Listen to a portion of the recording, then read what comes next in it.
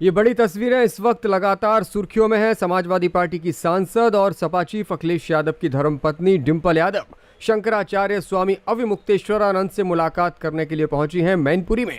आज शंकराचार्य का कार्यक्रम था। लगातार अलग अलग जिलों का भ्रमण कर रहे हैं शंकराचार्य अविमुक्तेश्वरानंद, और आज मैनपुरी जब वो पहुंचे तो उनका जोरदार स्वागत किया गया। उनका जो कार्यक्रम आयोजित किया गया, तमाम भक्त वहां मौजूद थे और सांसद डिंपल यादव वहां पहुंची। समाजवादी पार्टी के तमाम कार्यकर्ता और नेता भी उनके साथ दिखाई दिए। सभी जमीन पर बैठकर शंकराचार्य स्वामी अविमुक्तेश्वरानंद का संदेश, उनका धर्मोपदेश सुनते हुए नजर आई। इसी तस्वीरें सामने आई हैं। शंकराचार्य ने मांग की है कि गाय को राष्ट्रमाता घोषित की जाए। तमाम मुसलमान भी उनकी इस मांग का समर्थन कर रहे हैं, दावा भी उन्होंने किया। स्थानीय मुस्लिम समुदाय के लोगों की ओर से प्रस्ताव आया और कहा गया कि गौ संरक्षण, सामाजिक सद्भाव और सांस्कृतिक एकता के लिए गाय को राष्ट्रमाता घोषित किया जाए। सपा सांसद डिंपल यादव जब कार्यक्रम में पहुंची तो उन्होंने बाकायदा नमन करते हुए, धोख देते हुए शंकराचार्य जी का आशीर्वाद लिया। उस दौरान क्या नजारा दिखाई दिया वो पहले देखिए और फिर आपको सुनाएंगे कि किस तरह से शंकराचार्य का उपदेश सुनते हुए जमीन पर बैठी हुई नजर आई सपा सांसद डिंपल यादव। हमें शंकराचार्य भगवान को भी सुनना है, आप सबसे अनुरोध है कृपया। तो इन तमाम तस्वीरों के बीच शंकराचार्य स्वामी अविमुक्तेश्वरानंद ने एक कथानक सुनाते हुए, कथा सुनाते हुए किस तरह धर्म का उपदेश दिया, गाय को राष्ट्रमाता का दर्जा दिए जाने की मांग रखी, वो भी आप सुनिए। और डिंपल यादव इस दौरान लगातार बैठी रहीं और उनके साथ अन्य नेता भी नजर आए और इस संदेश को सुनते हुए दिखाई दिए। दो महिलाएं एक बच्चे का हाथ पकड़ करके आ रही थी। छोटा सा बच्चा था 5 साल। एक इधर खींची थी, एक इधर खींचती थी। राजा ने कहा क्या मुकदमा है। समझाया गया कि बुजुर्ग, बच्चा एक है, ये कहती है इसकी ये माँ है, ये वाली भी कहती है मेरा बेटा है। दोनों का बेटा तो हो नहीं सकता, एक ही का हो सकता है। राजा न्याय के सिंहासन पर बैठा था। न्याय करने के लिए बड़ी चतुराई की भी जरूरत होती है। राजा ने कहा अरे भाई इसमें क्या दिक्कत है, एक बच्चा है, अगर दोनों कह रही हैं उसकी माँ है तो दोनों को दे दो। दोनों को कैसे दे सकते, बच्चा एक ही है। बोले यार इसे बीच से चीर दो, आधा इसको दे दो, आधा इसके दे दो। अब तो सारी सभा सन्न हो गई, बच्चे को चीर दिया जाए।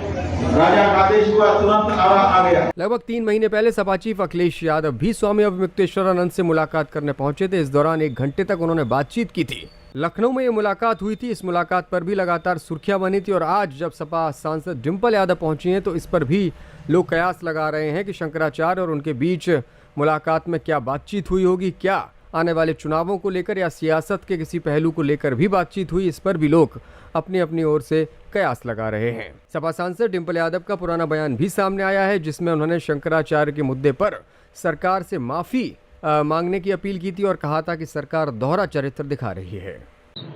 ये सम्मान की कोई बात नहीं है। लगातार देखने को मिला है जिस तरह से काशी में जो मणिकर्णिका घाट की जो तोड़ने वाली तस्वीरें आई थी और जहाँ कहा गया कि ये AI की जनरेटेड तस्वीरें हैं, जहाँ अहिल्याबाई होलकर की प्रतिमाओं को तोड़ा गया, जहाँ पे प्राण प्रतिष्ठित मूर्तियों को तोड़ा गया। और पहले भी हमने देखा है किस तरह कॉरिडोर के नाम पे न जाने कितनी प्राण प्रतिष्ठित प्रतिमाओं को तोड़ा गया है। लगभग 300 उससे भी ज़्यादा प्रतिमाओं को तोड़ा गया है।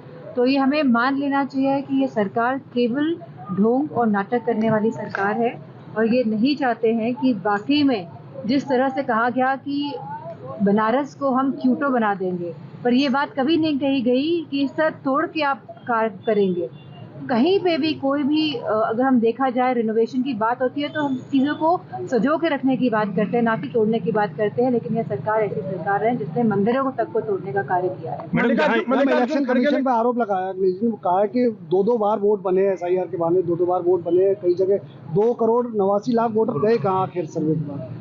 बहुत सारे प्रश्न चिन्ह हैं और अभी जैसे कि नोटिस आ रहे हैं तो खाली 150 नोटिस इशू किए जा रहे हैं और जो ऑफिसर्स को लगाया गया है बड़ी दिक्कतें आ रही हैं क्योंकि लोगों को 20-20 किलोमीटर जाके तो नोटिस अलग जगह से कलेक्ट करने और उनको दूसरी जगह जाके उनको डिपॉजिट करना नोटिस को, तो बड़ी दिक्कतें आ रही हैं और ये अपने आप में सवाल चिन्ह है इलेक्शन कमीशन में जो नहीं चाहता है कि प्रक्रिया ढंग से चले। खड़गे जी कह रहे हैं कि बनारस राज्यपालों को बीजेपी ने कठपुतली बना के रख रखा है।